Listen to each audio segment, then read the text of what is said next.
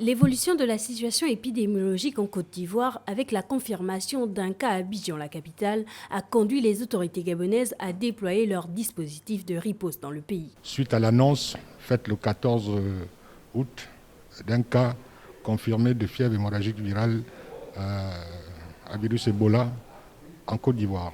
Donc ce matin, nous sommes venus donc lui faire le point de l'état de préparation conformément aux instructions qu'il a données, donc de l'état de préparation de nos différentes équipes par rapport à cette situation. La stratégie du Gabon porte sur la redynamisation des comités opérationnels de riposte, le renforcement de la surveillance de routine et la mise en place d'un système efficace partant de la collecte des données à la prise en charge. Donc tous ces points ont été abordés et nous allons également procéder au renforcement, au recyclage de nos personnels dans le cas de la prise en charge d'un éventuel cas, si jamais ça arrive au Gabon, d'une fièvre hémorragique virale Ebola.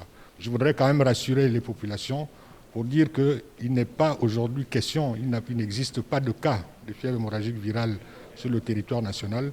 Tout ce que nous faisons, c'est de nous préparer à l'éventuelle arrivée d'importation d'un cas. Le Gabon a déjà été touché par Ebola. Le gouvernement, par son ministère de la Santé, se veut donc vigilant. À cet effet, les agents de l'Institut d'épidémiologie et de lutte contre les endémies sont mobilisés à l'aéroport international de Libreville en raison de l'important flux aérien entre Libreville et Abidjan.